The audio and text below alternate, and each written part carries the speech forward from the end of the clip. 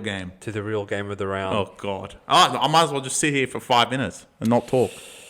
Ryan Pappenhausen has been named in the extended bench as he looks to return from a concussion, so Cameron Munster is listed at fullback for the second week in a row. Sean Blow will miss the game, so Joe Chan starts at the back row. Bronson Garlick joins the bench. Nelson, after 2 games in Sunshine Coast Falcon, is also listed among the reserves. He might run out there to destroy Bulldogs.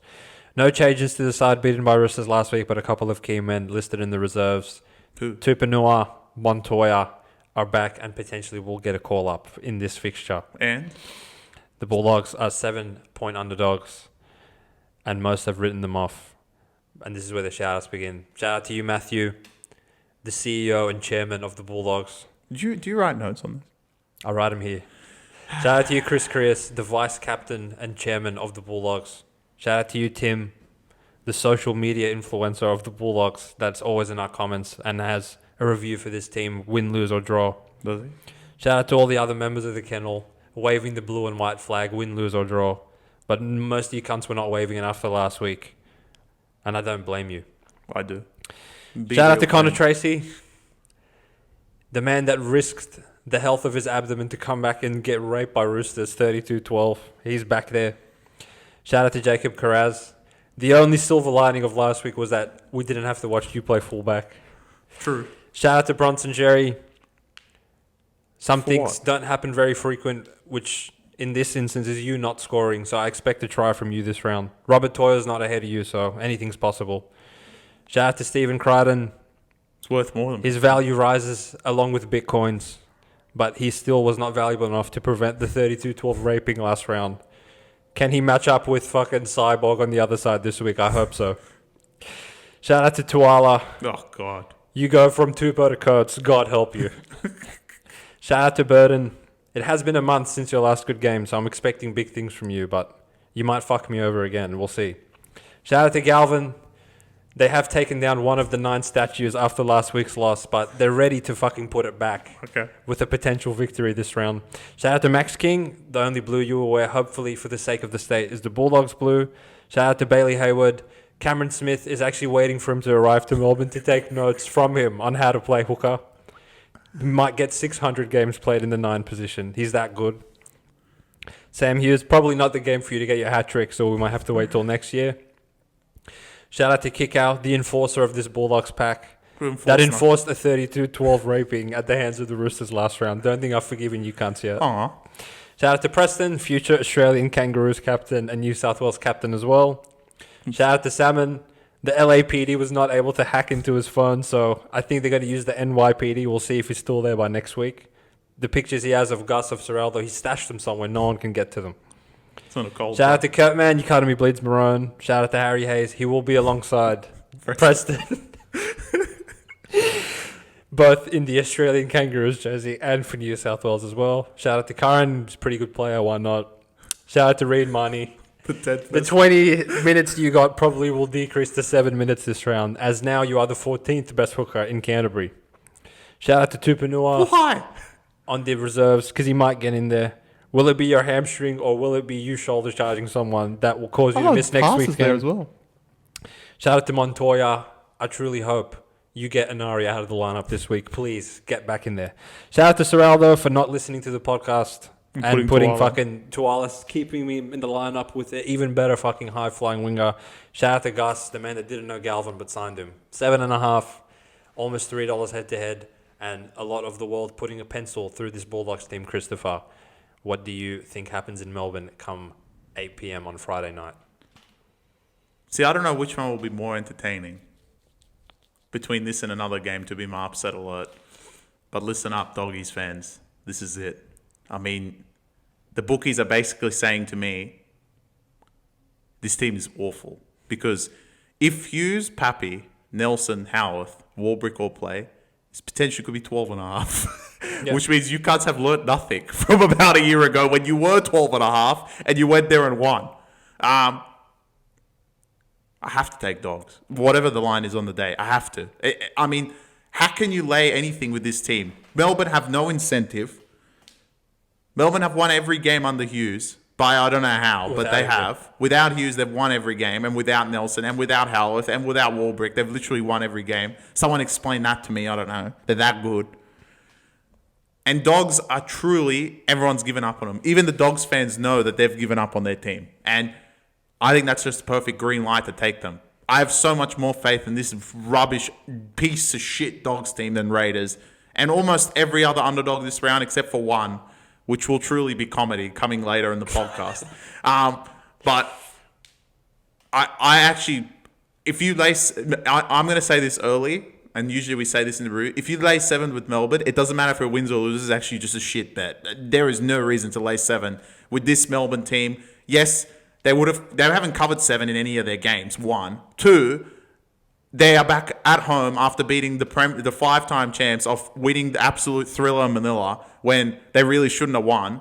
And now they're going to go to Dogs and try. Who gives a fuck? After Dogs last week, even if Dogs win this game, they're still not second because of Melbourne's point differential being 304, whatever it is. Way higher than Dogs. So I think this is a perfect spot for maybe a Dogs victory. If not, they lose by 2 or some shit. Dogs need to prove that they can match the top 4 because they will play one of them come to finals, and they'll have to play someone else in the top 8 most likely because they're going to lose week 1. But I think this is a good spot for Bulldogs. There's no other reason to take Melbourne.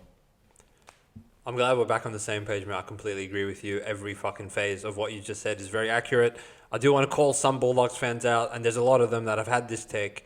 You can't think you're clever, don't you? They've given you think up. you can trick me. As if you guys can pick and choose when you can go to Melbourne and win. Oi, bro, we'll probably lose to them next round, so week 1 in the finals, we can go and beat them when Hughes comes back. Oh, yeah. Wake up to yourselves. It's not happening. I'm sorry, boys. Now, as far as this week goes. Oh, wait. Before in any capacity, all of that doesn't mean anything if Inari's on fucking coats again. You cunts didn't learn last week, did you? All right. If he runs him out there, then someone needs to send our podcast to Serraldo via email. 100%. With the subject header, wake up. Yeah. Because you can't have watched last week and do the same garbage again. Okay, yeah, agreed. Now that that's out of the way, why in God's name would Melbourne try against this team? Truly, all right, you cunts already won the comp last round. You beat Brisbane, you beat fucking Penrith. You're not supposed to win every single game of this stretch without Pappy and Hughes, all right? We get it. You guys are the best team in the fucking NRL. We said it from May, if not March, before the season even started. Can you just give another team a fucking win for once, for God's sake? On the Bulldog side of things, it really is a kitchen sink game for you morons, isn't it? Yeah. And I still think they have it in them to go and compete with the best teams in the league. We saw they only lost by 2 to Penrith. Last week was the anomaly where they got absolutely fucking dismantled, but I can see them actually going to Melbourne and causing some problems for this iteration of Melbourne. Yeah. Melbourne, I can just see the future. These cunts are going to go make 50 errors and throw the footy around, aren't they? And I feel like there is an argument for laying 7. It's not a good one, but I see the argument. If Dogs go there and just give up on the season, which last year leading into that Cowboys game in the last week of the thing, they did give up for whatever reason and ended up having to play Manly the next round. I don't think what the makeup of this Dog team is one that lacks resilience or won't go and try and show their best after falling short last round. If anything, that will galvanise them more to go and ride the coattails of Galvin and go into Melbourne and potentially fuck around and keep this game close. Even 2, 4, 6 point loss, I feel like would make us feel better about this Dog side than going out fucking losing by 50 again like they did last round. So we're not even asking you morons to win. Although I do think they will win. But I think, I said this a few months ago and I stand by it. If you want to go to Melbourne and win, it's not actually in your hands whether you guys win or not. You need some assistance through Melbourne. And we saw that in the Manly game when Raiders beat them. Either some weird refereeing decision has to happen or Melbourne need to self-implode for a portion of the game to invite you into the thing. Because if Melbourne play their best, literally no one's going to go there and win, especially in that building. It never fucking happens. They show that stat last round where when Melbourne have led at halftime, they haven't lost since 2019 in Melbourne, which is insane. Which was actually the 18-0 Raiders come back and win 24-18 for no reason game. So it's fucking 6 years where they lead. So what I'm saying is I need a fast start from the Dogs. You can't just go out and fucking give error penalty, because Melbourne will score on you bums. They'll kick the especially if fucking Inari's still on the right wing. That just can't happen in any capacity. But I feel like through the middle of the park, Dogs can somewhat frustrate Melbourne, and Roosters completed at a very high percentage last round, which is Melbourne unlike won. them. But I know Melbourne will make some errors to invite you 100%. into the game at some point, and with the weird combinations on the edges through all the injuries and stuff, I feel like that kind of makes it possible for Dogs to actually get some points on the board through just mismatches and maybe not so good communication that Melbourne would normally have if everybody was there. So if I had upset alert, I would take the Dogs this round. I feel like you can't put a pencil through them just yet. If they do go out and get hammered, then the ink will be dry come the review and we will scream at them. But I feel like this is a kitchen sink game. If they go there and lose, they literally could come fourth. They could fuck around come fifth, the way these cunts are playing. Because they go play Penrith next week and they'll give up by then. They have to win this week. I know. And then lose to Penrith. Then they'll beat Look, Penrith. whatever happens, I feel like they need to go and play really, really, They just really need to good. show that they actually are all right. I agree. Because what last week to me wasn't what Bulldogs are. They just played so bad. And I expect a lot better out of them. Now, it does, not that he's been playing bad, because he has been playing good. I'm sick of seeing Hayward starting at 9. For whatever reason, I don't know why Salmon keeps starting. It's very obvious. Marnie is the best 9, and he should fucking be starting And Hayward's at 9. the best lock. And Hayward should go to lock, and you can bring Kurtman on for him and just get Salmon the fuck out of there. But Sorala doesn't watch the podcast, so I can't help him. He's going to run out there Anari again, isn't he? I don't mind if he runs. I actually think Inari won't play at all. I think Montoya will play. Oh, that's all right. Montoya, I hope. I hope Kiraz just go. Look, it's I simple hope this it's week. back to the back line that actually got these pricks to the top Yeah, of the put ladder. Kiraz back on that side. Go to put Kiraz next to Critter and put Montoya next to Yeah. Jerry. You're fine. No one's scared of the other fucking Melbourne winger. Well, whoever it Grant is. Anderson's going to catch Come over on, Montoya. boys. Come on. Nah, So, it's pretty simple. I have enough faith in Sorrell to think that he's not going to go do that garbage again where they're going to get exposed. But if on game day, I will cash out. I'm not fucking watching Kurt score 8 tries again. I'm good. Well, that's all they're going to do. But I actually want to look at it like from every aspect. There's a lot of aspects of the field that I actually want to say that Dogs are actually better in this game. Such as? Halves, Oh, yeah. backline. Let's say Yeah, Montoya yeah. players. So what are we fucking arguing? Forwards. Dogs, probably. Yeah. Like, and they're 7-point Dogs.